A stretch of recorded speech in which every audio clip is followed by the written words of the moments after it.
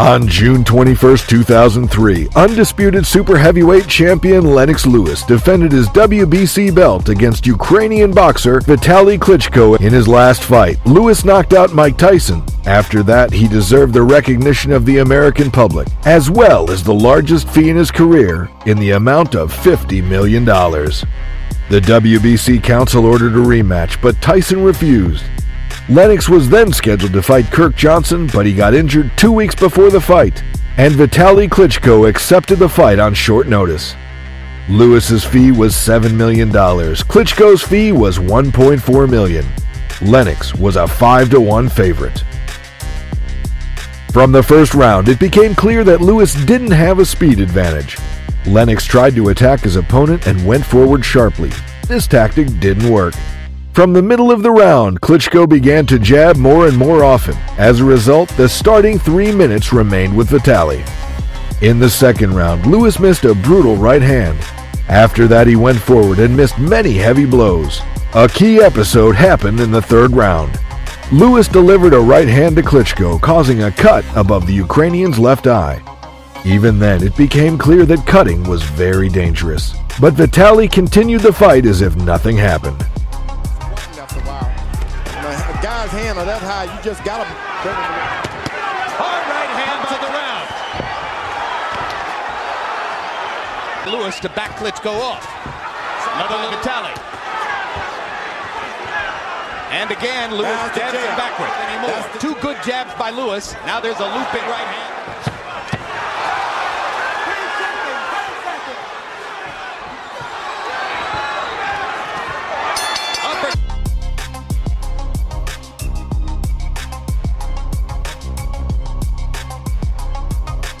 Just counter that jab one time. Hard right hand landed by Klitschko. Lewis. Klitschko, make him afraid of it.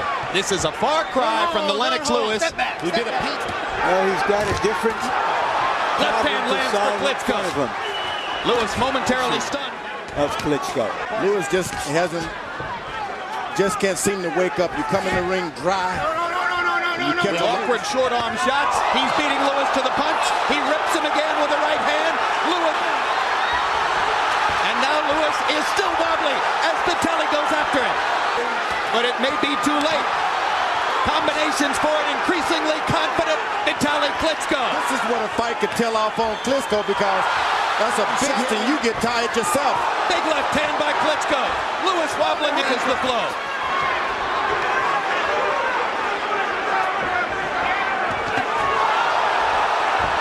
You can bet Emmanuel Stewart's going to have a lot to say to Lennox if he can make it out of this round. And one more time. They trade big right hands. Lewis gets the worst of it. This is Gary Ward. It's going to have an effect on Klitschko. That man is heavy, Lennox Lewis. And Lennox Lewis's left eye is... Vitali Klitschko is roughing Lennox Lewis up as the second round begins. Well, over the...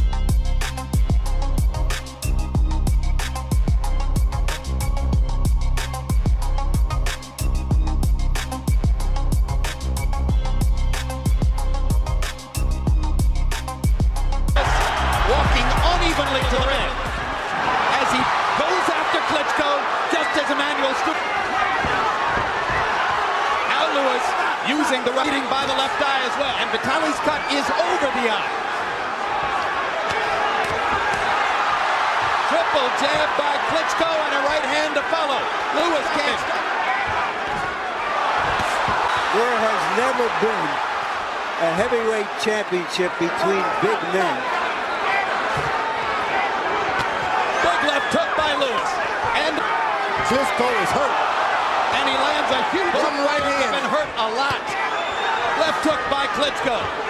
Lewis now he begins to jab away at Klitschko's back. And his big right hand. When will it come? Will it come? Lewis is taking the hardest shot. Big jab, forces Vitali back, and now a hard right hand by Klitschko stops Lewis's rush. But man in the sport, in the eyes of many here, Joe Souza will be working. So 256 meant what it sounded like. with Lennox Lewis once again. But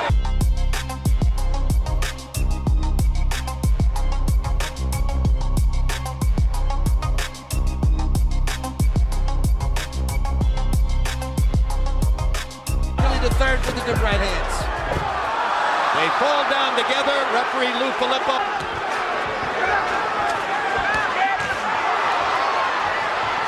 Lewis getting 17 out of 28 jabs.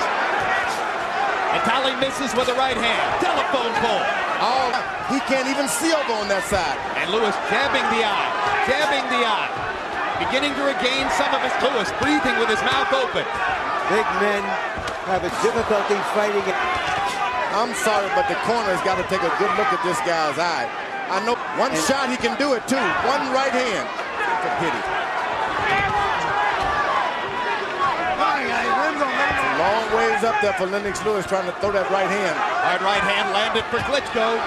Lewis block punches. Left hand right onto the damaged eye by Lewis. Lewis appears to be... Right hand staggers Klitschko momentarily. One punch, one hand is open. You cannot hold and hit. If one guy's holding you, they have to break. Lewis trying to land a haymaker. Whoa! Vitali lands another right hand across the... Lewis is there for him all the conditions for an upset. One good right hand and Lennox Lewis is on the canvas.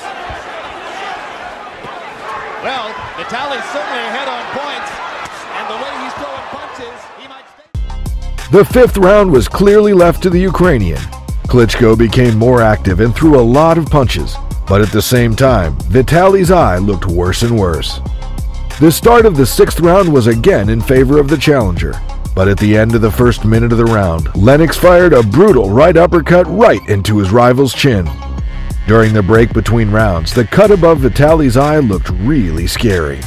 However, Vitali didn't even think about refusing to continue the fight, but the referee intervened. After consulting with the doctor who attended that fight, he stopped it.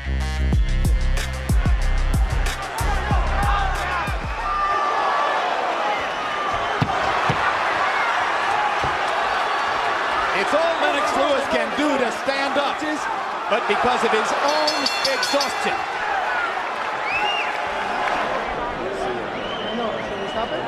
He can come back, but you blow your eye, that's the end of everything.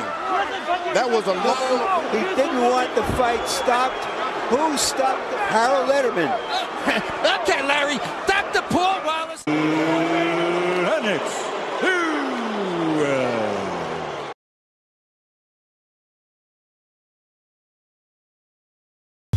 On June 28, 1997, Mike Tyson faced Evander Holyfield in the rematch. In the first fight, Holyfield sensationally knocked out Mike Tyson in the 11th round, despite the fact that he was 5-1 underdog. The interest before the second fight was huge, and as a result, the total income from the fight amounted to $180 million. Tyson's guaranteed fee was $30 million, and Holyfield, as the current champion, received $35 million. At the time, these were the largest fees in boxing. Before the fight, Tyson was again the favorite, but now 2-1. Mike started the second fight like the first with a right cross attack, but this time Holyfield got away from him. Then Evander threw several jabs, but the first strong blow still belonged to Tyson. Even though his left hook was slightly missed, Holyfield still suffered a slight blow. At the end of the round, Holyfield carried out a successful attack, and the first round remained with the champion. Combination to the head. Evander Holyfield back to Tyson with a left hook to the head of Holyfield. He hurt Mike really good with that right hand, I'll tell you what.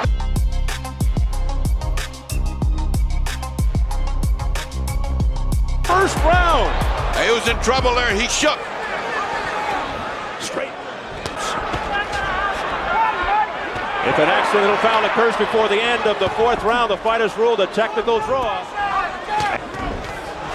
Over the top by Mike throwing a Tyson. nice hand, we see he's not following up with the big combination. It's got to...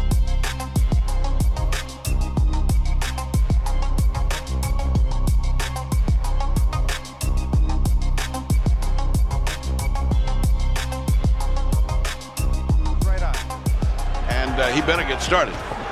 Round 2, very bad for Tyson with that bad cut showing his... In the second round, Tyson continued to attack. At the end of the first minute of the round, Mike received a cut. He threw a right cross, and Holyfield, as he had done many times in this fight, ducked under the blow and moved slightly forward. He crashed his head into Mike's eyebrow. During the break, Tyson looked confused.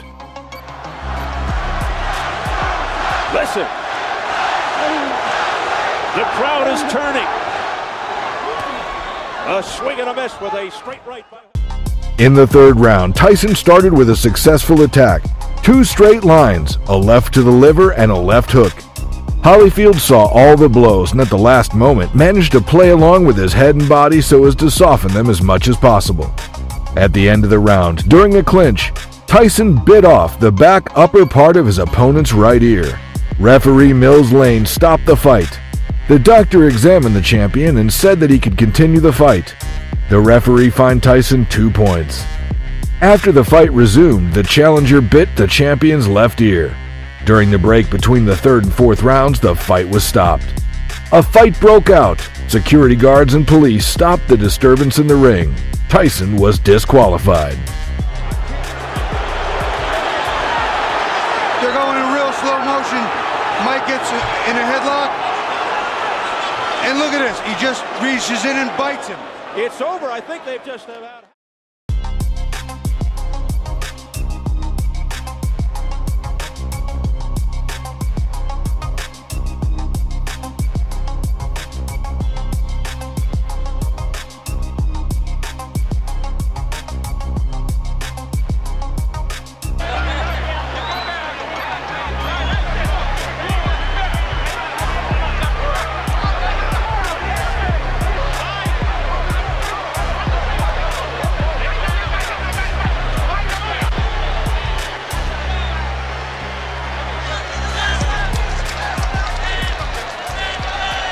Mills, why did you stop the fight? Because of the first bite on the ear or the second? The second one. The first one was a foul. I took 2 points. The doctor said he could continue.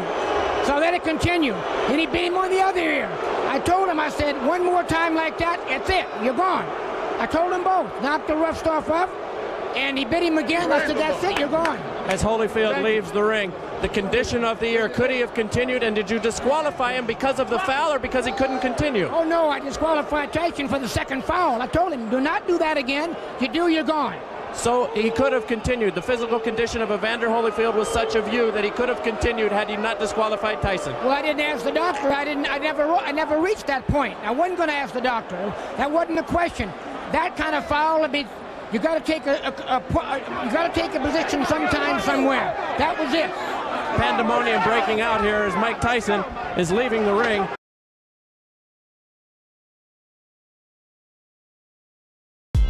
On June 27, 2009, at Staples Center, Los Angeles, the young prospect from USA, Victor Ortiz, faced the Argentinian Marcus Maidana. In 2009, Ortiz's record was 24 wins and 19 by knockout, and his promoter, Oscar De La Hoya, decided to test his skills against a strong boxer. Victor Ortiz was a rising star and was considered the favorite. Many experts believed that the fight wouldn't be easy for him, but he would still win by knockout in the second half of the fight. In the first round, both fighters forgot about their jabs and threw power punches.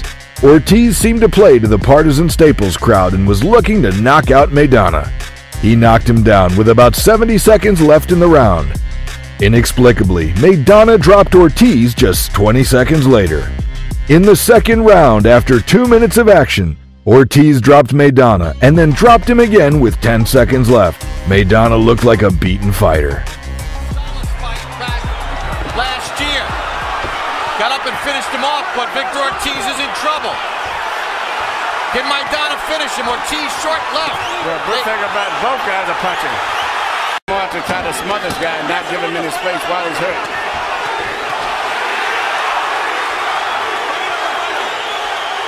Final seconds of round one. And every punch this round has been a power.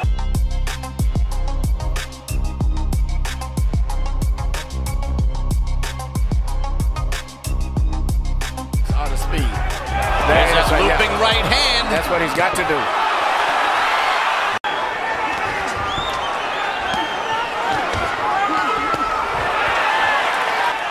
right hook to the body by Ortiz.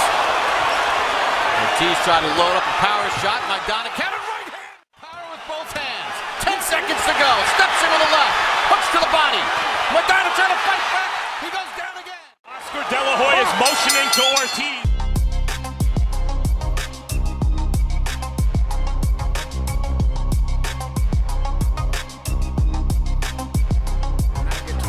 Good right hand, though, by Maidana. I mean, Ortiz made a few moves that looked a little defensive from long range. Got hit right on the chops.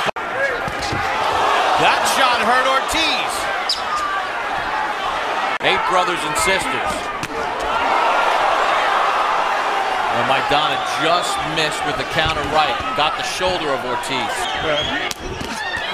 The punches of Maidana's getting slow and wider now, even though he's punching with a lot of power. Ortiz won round 3, but he looked to tire a bit from all the action in the first 2 rounds. After the 4th round, the trainer was exhorting Ortiz to keep his hands up and keep moving. Even though Maidana's got that sneaky right hand that he gets in. Dropped in the first round and twice in the second. He hadn't been down 48 thrown.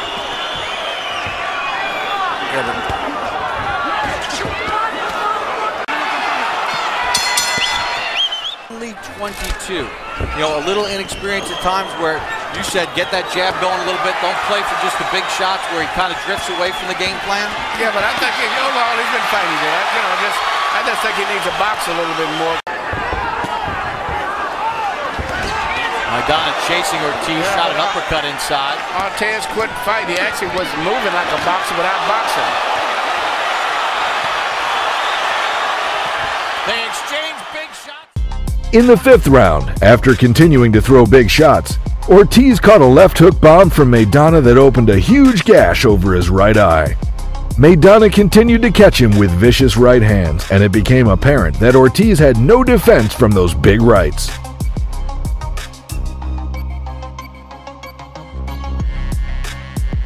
In the 6th, the inexplicable happened. Ortiz basically quit. Yes, he may have been hurt, but he was still ahead on the scorecards. There was absolutely no reason Ortiz shouldn't have continued except that he didn't want to. After a knockdown, he waved his hands off and the fight was over.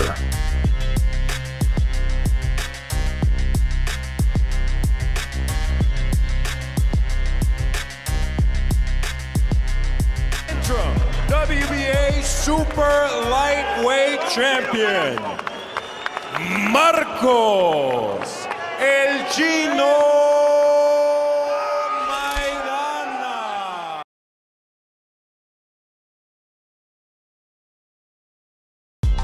On August 21st, 1981, at Caesars Palace Sports Pavilion, Las Vegas, one of the greatest fights in history took place. The Mexican featherweight Salvador Sanchez made his 6th defense of his undisputed crown. His record was 40 fights, 30 wins by knockout, 1 draw, and 1 defeat. His opponent was the undefeated fighter from Puerto Rico, Wilfredo Gomez, the undisputed champion in the super featherweight, who defended his title 13 times and had the incredible record of 32 wins, 32 by knockout, 1 draw. The fees that the boxers received were huge for that category in those years. Sanchez received $750,000, Gomez $500,000. Gomez pressed forward attacking Sanchez. The champion countered rocking Gomez with blistering combinations. 40 seconds into the fight, Gomez hit the canvas. Suddenly, the air of confidence was gone. Gomez was just trying to survive the first round. The momentum had completely swung in Sanchez's favor, and he would not let Gomez in the fight.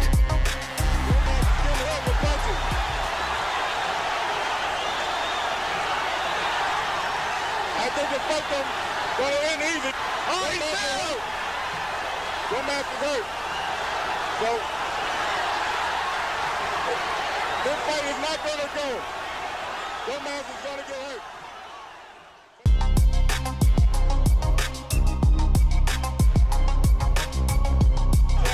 Try to set him up for the right hand. He let Gomez get off again. He lay on the rope and let a puncher like Gomez get in there. But again, Gomez is really not taking punches himself because he ain't clear yet from first base. Just just got hit with Real good right hand gets through that time. There's a rubbery leg, though. Yes, he is, and he's, like Larry says, he's taking a very big chance trying to come in and try punches, but he's not clear yet.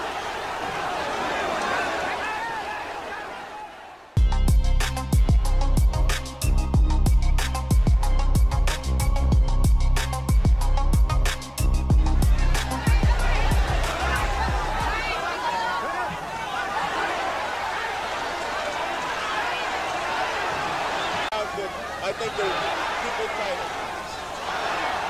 Sanchez is countering off of Gomez.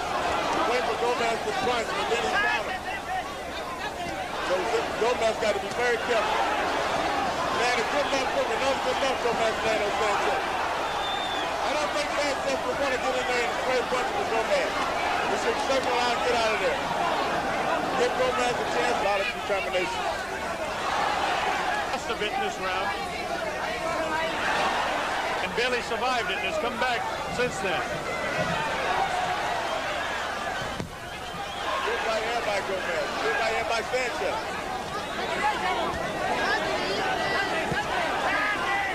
Gomez is trying to tee out on him. I don't like it when Sanchez, and he hits good. But again, Sanchez hits good. But maybe he knows something I don't know about him. Every time he's getting that corner, Sanchez has come out to win him. That's the bell.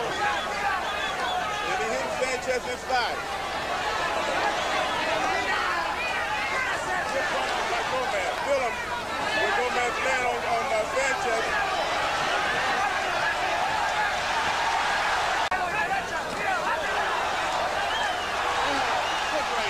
Gomez is in trouble again.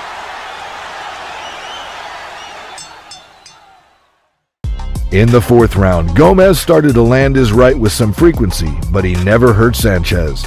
The champ was elusive, slipping punches and countering with heavy bombs. Gomez's right eye was just about swollen shut entering the sixth round.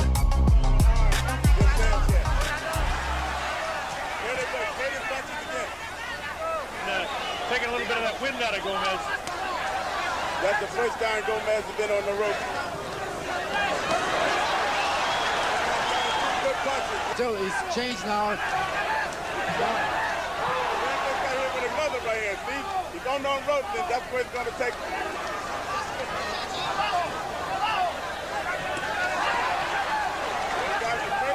Gomez's legs really shook that time.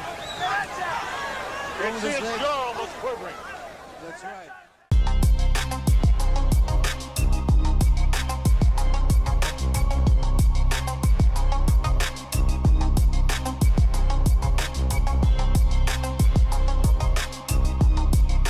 In the eighth round, Sanchez backed into the ropes. Gomez came forward, but again could not hurt the champion. Sanchez backed Gomez into the ropes and unloaded a series of combinations. Gomez looked like he was hit by machine gun fire, almost falling through the ropes. Gomez went down, rising to meet a count of 8, but the referee had seen enough.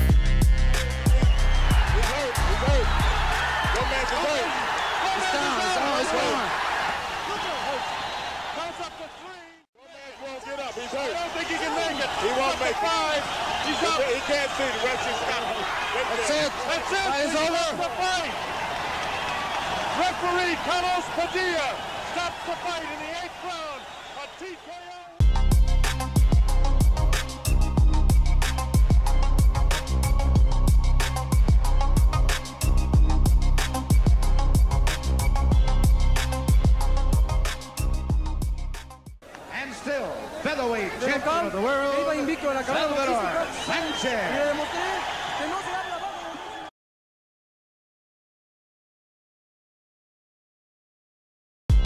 On September 10, 1993, at Alamo Dome, San Antonio, two best pound-for-pound fighters met in the ring. The icon of Mexican boxing, Julio Cesar Chavez, and the unsurpassed master of defense, Pernell Whitaker. At the initiative of Chavez's team, led by Don King, the opponents competed in the intermediate weight between the first welterweight and welterweight categories. A crowd of 65,000 people filled the Texas Alamo Dome Stadium to the brim. Most of them were fans of the Mexican, who entered the fight with a perfect record of 87-0.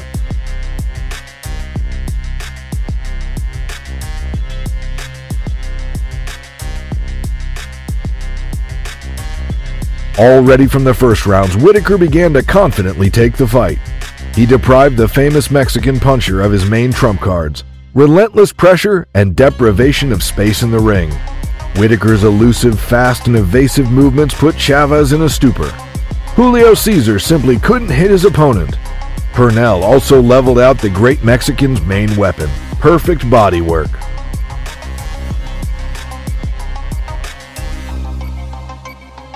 But if he does, he himself could be frustrated in the later rounds. Nice shot by Pernell Whitaker. Maybe the first good. Again, remember, we have judges from foreign countries. Oh, good action. As they're hitting on a break because it's now happening that Whitaker's doing it. Pernell Whitaker mixing. Certainly his best round, so hit you with the jab on the way in and grab you and hold on. And this is something Whitaker looks like he may be doing. See it? Hit and hold on. If Chavez, anything else Pernell does is roll with the punch as well, so it minimizes the shots. A good right hook. Good right hand by Whitaker. Started to fight back.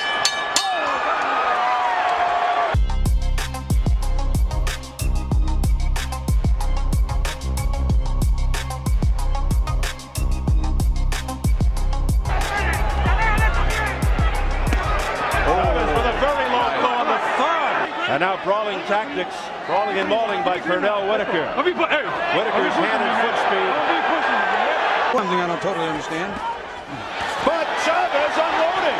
Got him in the midsection. Is that out of a football field or something? It looked like a cross forearm. You see, so now Sweet Pete taking the offensive. Nice right hand. Nice right hand by Pee Wee. Oh, and a left to the right hand by Chavez, and back comes Whitaker. Final second. Chavez, because he's blown those last two rounds, and now this fight's even. And now Chavez very much aware, relentlessly. But back comes Whitaker. But how do they score them? Chavez at the Alamo Dome in San Antonio, Chavez country. He's doing much better this round than he did the last two, in which Whitaker even took the offensive. Shot. He is dropping his hands to get him down near his rib cage. Some of those uppercuts, what they call dancing southpaw. Whitaker just came through with a nice flurry of uppercuts, but he is resigned to the fact that he's Chavez winning this round up to this point. Only had 11 seconds to go. Got a little breath of fresh air here. And so did Sweet Pete. Yes, both of them. Nice exchange there.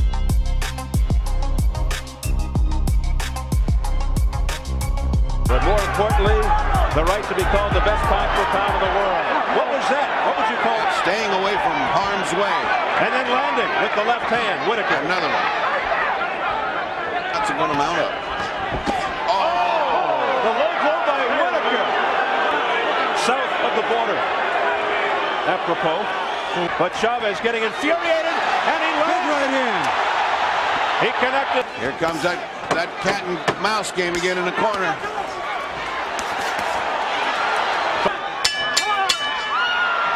Cortez has continued. Joe Cortez is losing control of this. Furious. I hit him on top of the head, right in the top of the cranium. Not an illegal shot, and it hurts like hell. Good, solid balance. Oh, Whitaker is discovering that. Pernell Whitaker has been getting in some tough shots here. Tough shots on Chavez. Chavez landing as Whitaker. Temple. And he's frustrating Chavez to death. Chavez now continues to come forward, but he is getting belted. Yeah, this is a long fight, and we got a long night. Beautiful body shot.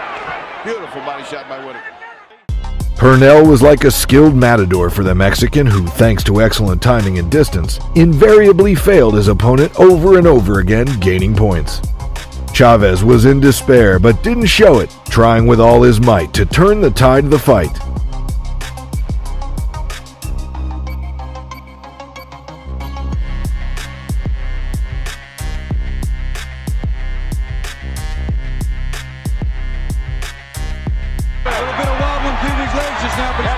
He's trying to just get the motor started here. And right hands, some terrific body shots. and Pee Wee slowed up a little bit. Starts to throw more punches like that. He couldn't keep that steam going that he did before. Nice little punch. But hey, it's been a tremendous past couple of rounds for him. Now a left. Again, the strap. Oh, a left hand. Crisp left hook there by Whitaker that connected. Wild finish to Ronald. Pernell Sweet Pete Whitaker, for the most part, has had his way. Bobby, you may be right. Tired, fatigued on the punish.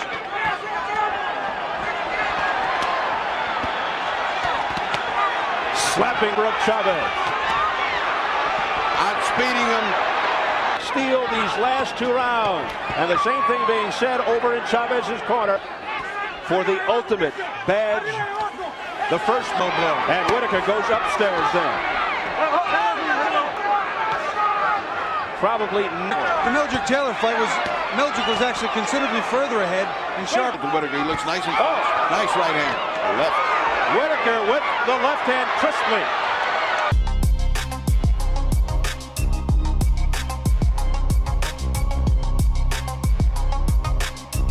It was a duel in which an entire era collapsed before the eyes of thousands of people. But what was the surprise of the public when, after 12 rounds, the ring announcer declared the most absurd draw by majority of the judges' cards? Even Mexican spectators in the stadium who had vehemently supported Chavez roared disapproval at the verdict. Less than a minute remaining in the 12th and final round.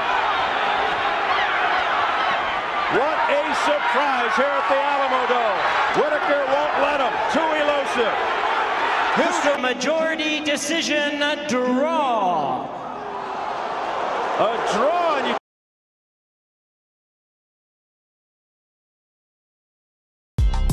On December 4th, 1999, at Chinook Winds Casino, Lincoln City, Fernando "Ferocious" Vargas defended his IBF World Super Welter title against Ronald "Winky" Wright.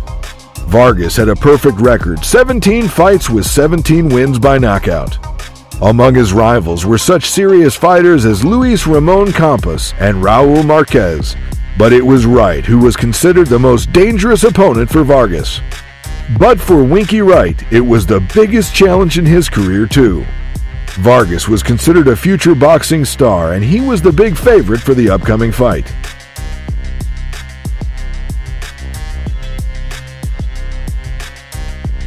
Indeed, there were fireworks only moments after the opening bell as the fighters quickly found range and fired combinations in turn. Wright began most of the exchanges with a quick snapping jab and a dipping left hand. Vargas relished his counterpunching opportunities, busting his opponent to the ribs and head with excellent leverage.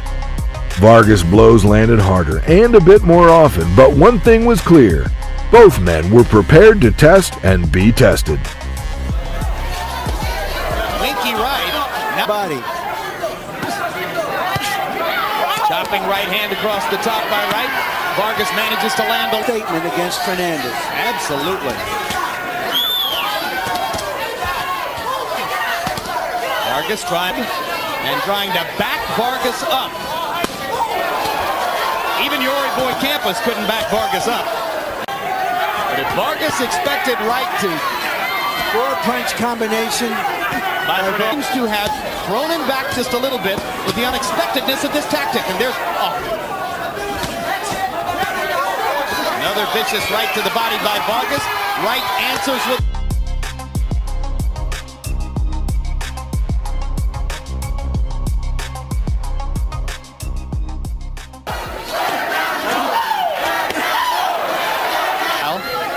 my suggestion that Vargas might come in impatient, as has been the case throughout his career.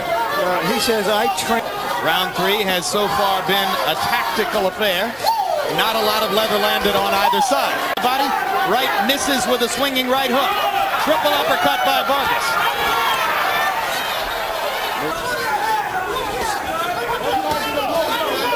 Uppercut landed for Vargas, snapped Wright's head back. Investing more in a body attack, and now he goes to the head. And Wright trying to answer everything. Vargas trying to use those 72 punches against Vargas. Only 25 of them jabs, 47 power shots. They're swelling under the left eye of Fernando Vargas. And Vargas begins to fight with a greater sense of urgency.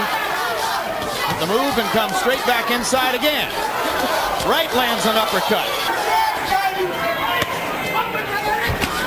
And there's a vicious right hand by Vargas. Straight right hands up the middle, starting to do big damage for Vargas in this. And another right cross and a left hook to the body. And now Fernando begins to land 3 and 4 punches at a time. And his will, and he's traveled all over the world to fight. And he is really taking some. I got it 2-2, 38-38. I got it all even. Jim, I'm going to tell you something. I thought this is a great slugging match, toe-to-toe. It's just a matter of who gets in more clean shots. Vargas looking very strong to this point. Round 5. Fernando Vargas tries up, staying right in front of Fernando and trading with him. Doing much better with that so far in the fight than...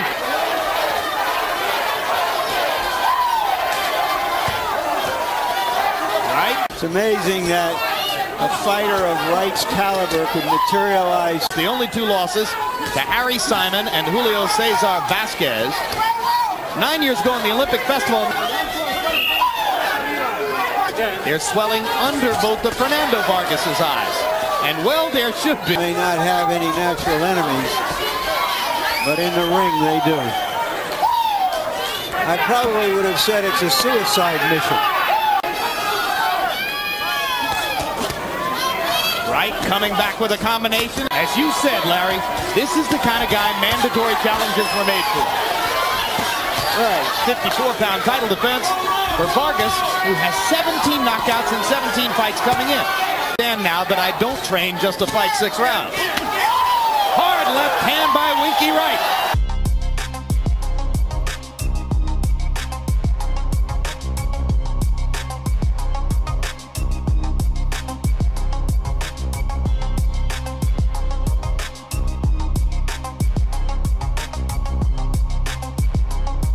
Wright took the 5th, stole the 6th on output, took a short break to begin the 7th, but then came back to win the 8th and 9th, all with the same plan. Fluid punching and unceasing pursuit. This strategy paid dividends, nullifying many of Vargas's best moments over time. In many of these rounds, Vargas would start quick, punishing Wright for the first 30 seconds of the round, only then to yield to fighting in spurts. As Wright's attack maintained a steady course throughout, he earned rounds by fighting the full 3 minutes, backing up Vargas and punching. Just be 22 on next Tuesday.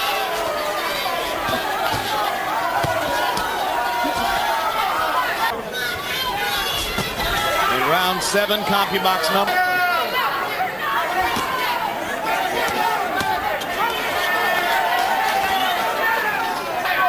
Round after round.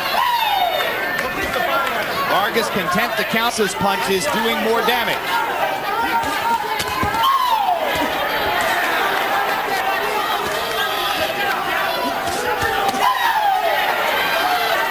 Not having heard much about Winky Wright, they might have expected their man to score one of his patented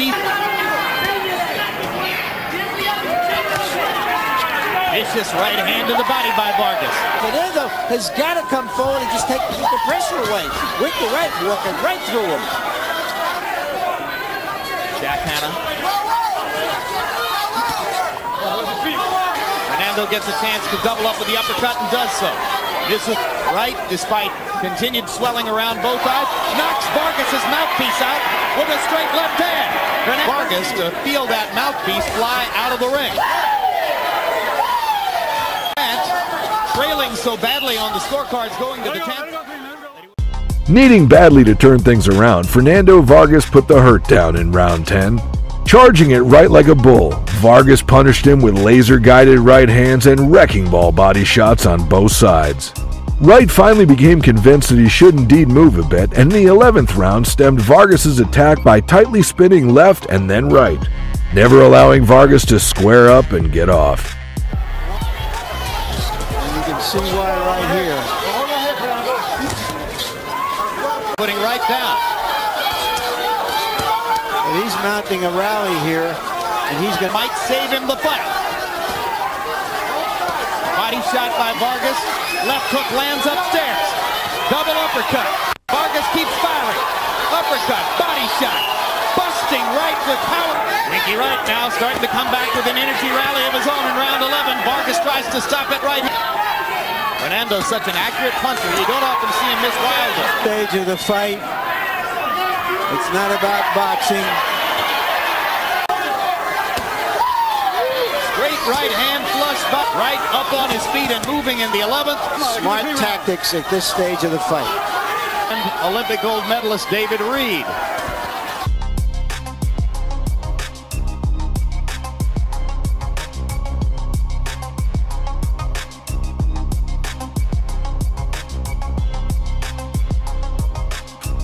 In the crucial final round of a fight that was too close to call, Vargas again stormed out and took the fight to Wright. This time it was Vargas who dictated the pace and Wright who was in retreat, as Fernandez pushed several right hands onto Wright's bruised face. Stopping only to slip on an advertisement painted on the canvas, Vargas would not relent. Leaving this strong final impression with the judges, as it so often does, paid dividends for Vargas. When it came time to finally read the scores, 114 to 114, 115 to 113, and 116 to 112, for the winner by majority decision, Fernando Vargas.